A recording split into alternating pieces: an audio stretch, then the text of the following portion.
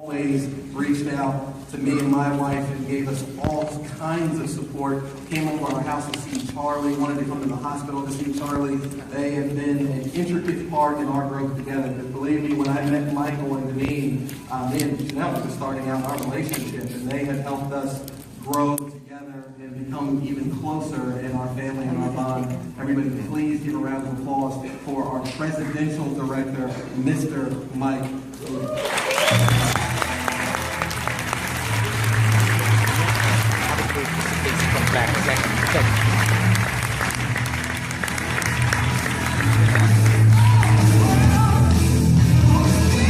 Hey, how we doing? Fact, average producers can become highly above average producers if they learn what highly above average producers are doing and start doing it. Do you agree with that? Yeah. Yes. You want to hear about that today? Yes. About, a couple of years ago, we've been in Ignite 3.5 years, but we started hearing these really neat techniques and tools, but about 2 years ago, I started only listening then. It kind of just seemed to me like, wow, that sounds good, it's good for him, but I have my own way of doing things. I didn't implement them. I heard them, never implemented them. When I started doing these things, our business radically changed. That is what I want to share with you tonight. Now, becoming a great sponsor is simply a matter of learning what great sponsors are doing and doing those things. I want to share a couple of those things with you now. First, being a great listener. I was a complete failure at this for the longest time because all I wanted to do as soon as the prospect got in front of me was go right into the presentation. I learned, as I reflected back to another job I used to have, that they would not even allow me to begin the presentation with a prospect until I asked them 5 questions about them. And if you do that in Ignite, you're going to learn some very key things. For instance, you may say to a prospect, John, I appreciate you meeting me here at Starbucks, but I'm curious, what motivated you to come here today? You'd be amazed at what they shared with you. They're going to share with you their need. You may say, what are you doing now for a living? How long have you been doing that for a living? Do you like what you're doing for a living? Think of the person 10 years further in your current job and what their life is like and how much they work, and is that something you want? They're going to reveal to you their problems. You're going to discover how Ignite can become their solution. You're going to be more believable. He's going to see, or she's going to see, that you care about them. You're trying to solve their need rather than just sell them a program. Now, you have to have some knowledge on the industry. You need to know when Pennsylvania deregulated, January 2010, the chronology of where we went in New Jersey, Maryland, etc., New York. You want to be believable. And this here, though, guys, is very key. Posture. I define posture as that intangible something that makes you highly credible. Posture is a challenge. Posture is a high degree of confidence. It usually comes with success. Your team starts to explode, everything's going great, you just get that feeling like, I don't care if they say no, I'm just going to tell them how great this is and they can take it or leave it. Now, you don't want to be arrogant, but if you don't have posture, just imagine for a moment, try this one time before you call someone, that you just won $10 million. And at the same time, you promoted already to ED. How would you feel and how would you act with that person on the other end of the phone? Casual. You wouldn't be that stressed, would you? No. You wouldn't give a hoot if they said no, right? That's right. You'd really be approaching them solely to help them. They're a friend of yours. And you speak from the heart without stress. John, listen, I really don't, it doesn't matter to me if you do this. This business is exploding for me.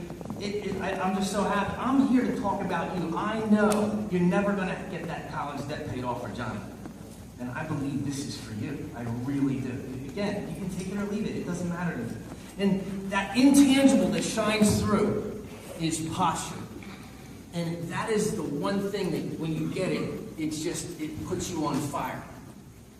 Persuasive, well, again, when you have knowledge of the industry, when you speak confidently, when you get free energy, and you're showing them that, you're going to be persuasive.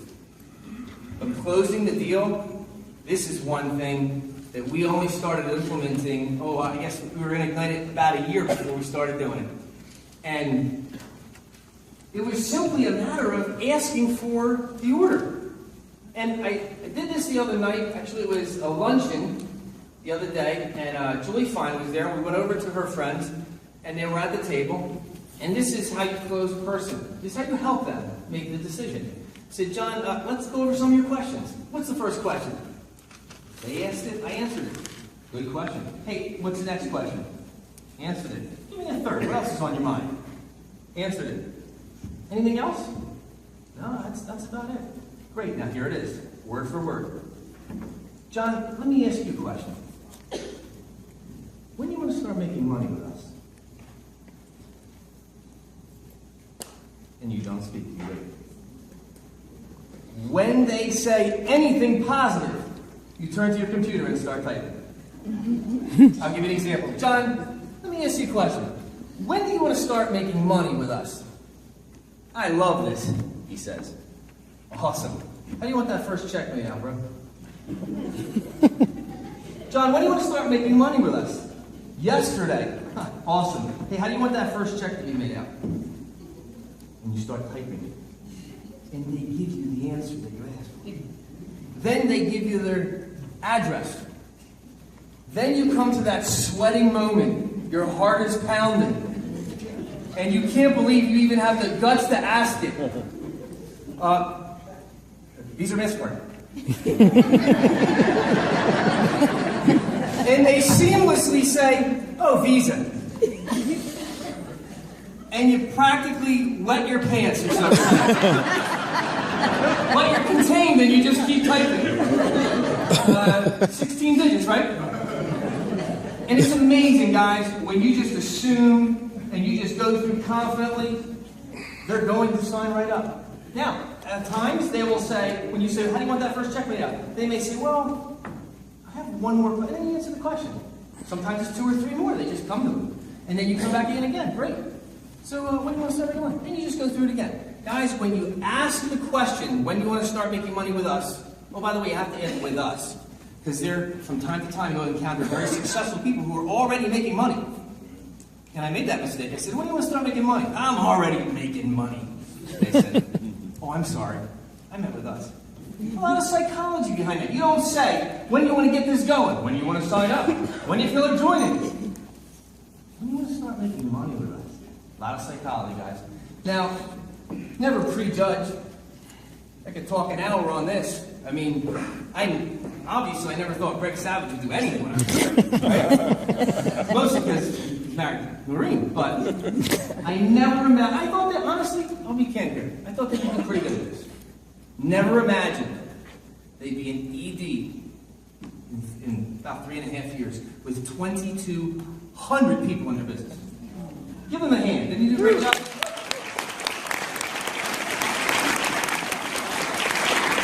Now, let's talk about some other obstacles. Poor inviting skills, low credibility, one-shot mentality. Poor inviting skills is solved very quickly. There are 3 aspects to solving poor inviting skills. Number 1, pique their interest.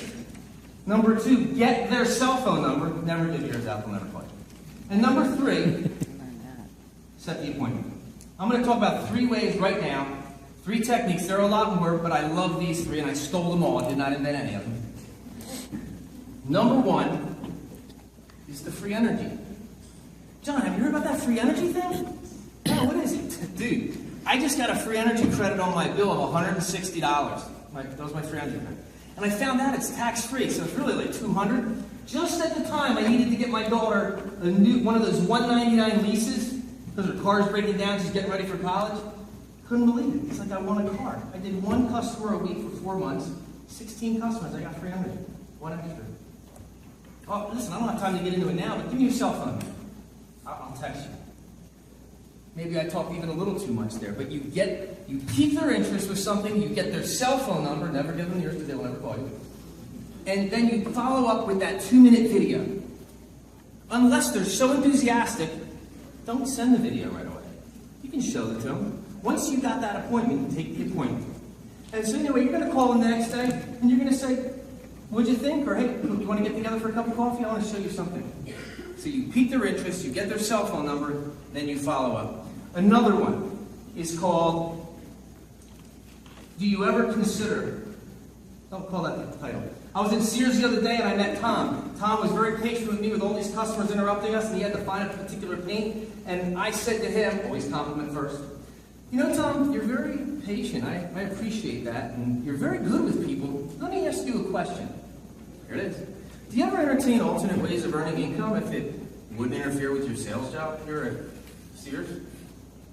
Yeah, I do. Really? Well, I have something for you. I don't have time to get into it now. Give me your cell phone. I want to text you a 2-minute video. He did. Stole that from Jerry Scribner. You know Jerry Scribner? Yes. Do you ever entertain alternate ways of earning income if it would not interfere with your current position here at Starbucks? Number 3. I love this one. Stole this from Brian Lucia. It's called, you're kidding, that's what I do. And this applies, this shows you how much Ignite can solve so many problems. Money doesn't solve all problems, but it helps. Give you an example. You're in the Academy and you meet a friend you haven't seen for a year and a half, and you're talking to them and you ask them questions first so they reveal some pain. John says, you know, everything's good, man, but I gotta tell you, I got 3 kids in college at once. I'm dying with this debt. You're kidding me. That's what I do. He says, what do you mean that's what you do? I have a business designed to help people with kids in college to get them through without any debt. Really? Yeah, listen, I don't have time to get into it now. Give me your cell phone. I meet with my partners every Monday night at the ML. You don't get into it. Next time you're at the bank and you see John, you hadn't seen him for 5 years, but you've always been close. He always opened up to you about everything. Says, you asked her, how's Gina, how's the kids? Everything's good, Mike, everybody's healthy, kids are out of school, but I gotta confide in you, man. 3 months behind on my mortgage. I'm going into foreclosure. You're kidding me. That's what I do. He says, what? I have a business designed to help people make the extra money to keep their house out of foreclosure. Really? What do you mean? Well, I don't have time to get into it now. Give me your cell phone. And I meet with my partners every Monday night at Fort Washington. I want to introduce you. Last one, but you can go on forever. Lisa shares with you that everything's good, everybody's healthy, house is not foreclosed on anymore, but her heart's breaking because her great aunt, who raised her from an infant, never had her parents, is 98 years old and she cannot properly care for her. You're kidding me. That's what I do. What? I said, I have a business designed to help people earn the extra money to properly care for their loved ones in those 3 years. Well, what do you mean? I don't have time to get into it now. Give me your cell phone. We meet every Tuesday night at Westchester at 7 o'clock with my business partners. Does that help, guys? There are a lot more, but if you remember those 3 things, then what are you doing? You're piquing their interest, right? You're getting their cell phone. You're following up and setting an appointment. You're not opening up about the whole thing. That's all you're doing. Now, low credibility. When we started, Deneen and I, we didn't know anything about this. We had no credibility. In fact, we had negative credibility because we actually tried a couple of things that didn't work and got some business, right? So, we would use third-party credibility. I remember Presley in that first week saying a little script, and I wrote it down, and all I did for 20 people a day was say, John, Mike Foti, how are you? Hey, listen, I wanted to give you a call. I know you're a business owner. I recently partnered with some very sharp entrepreneurs in something big. And they asked me to introduce them to a few friends who really want to make some money. What is it? Honestly, I'd be doing you an injustice by getting into it over the phone. It's a visual thing. But we're meeting Monday night at Bob Campbell's insurance office. He's a very successful entrepreneur in town, had meetings at his insurance office. Use third-party credibility. Use your upline. Do third-party calls. We are all available. I'm available, even if you're not in my downline. So that'll help that. Now, one-shot mentality. This is the guy or gal who you meet, and we call him a whale. You know what a whale is, right? You think that one person's going to instantly shoot you from day one, and they actually want to meet with you. Can they meet with you? And Brian Lucia goes with you, so you know it's going to close. And he says, nah, it's not right. You're devastated. and you told some people about it, now you got to answer to them. And you get so pumped up over that one big opportunity that there's a big letdown. And I got to tell you, I met a guy once, I was at dinner with him, and he signed up, and he proceeded to tell me he does billion-dollar deals. And I said to my wife, as soon as he started talking, I said, this guy's going to be the girl. Because I've seen it too much. I've seen the people who said, I'm going to put 50 people in this room next week. I hate when they say that. And they don't show up. No, one shows. They may be a mortgage broker, a real estate broker, talented people, but they just, I don't know. I'll tell you what I will take, though. I'll take over them every day of the week. That stay-at-home mom who wants to keep her kids in private Christian school. I'll take the guy who is 90 days behind, getting ready to lose that home. My situation 3.5 years ago, I was in a room like this, not making any money. I was on a sales commission job. It wasn't going anywhere. I was scared. I had kids getting ready for school, a couple of mortgages, and I had to make it work. That's the person you look for. Desperation springs innovation, creation, determination. I remember when I was at SD, in EV boot camp, and Brian and she was running it, there was 150 of us. And Brian came right out with the big shocker in the beginning. He said, well, you're all big boys and girls here, so I'm going to tell you what you need to hear, not what you want to hear. 5 of you are going to make it. Oh. Because you won't read the 5 books I'm going to tell you to read. And he named the 5 books. I said, yes, I can do that. That's the easy way to solve it, right? But it's when you have no other road. Well, here's what I'm getting to. I want to switch up. All 13 of the EDs that were there that day were in front of the room, and I got to ask a question. I said, I want you to go one by one and name one quality that you guys look for in a person that will make you excited about their possibility of success. Invariably, it came down to persistence and determination. That one quality that keeps you from ever quitting. We all think about quitting. Thought about quitting many times.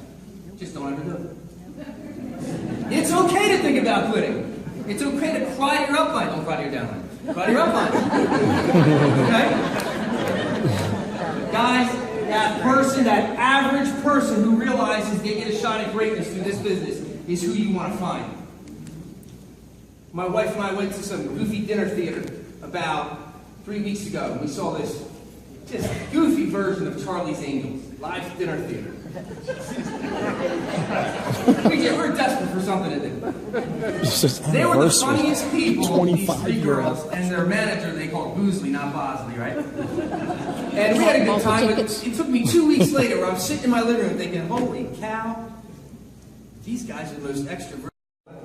I got the number, called her, she answers, and I said, listen, my name is Mike Foti. I was at your dinner theater. I was very entertained. I was one of those guys who got up on stage and made a fool out of that wig and all.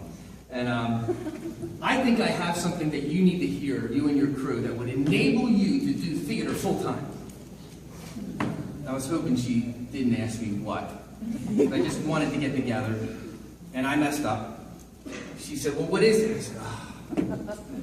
She said, well, 3.5 years ago, I was in a very tough time financially, and I found something that made me just an amazing amount of money, and it's just changed my life. And here's what it is.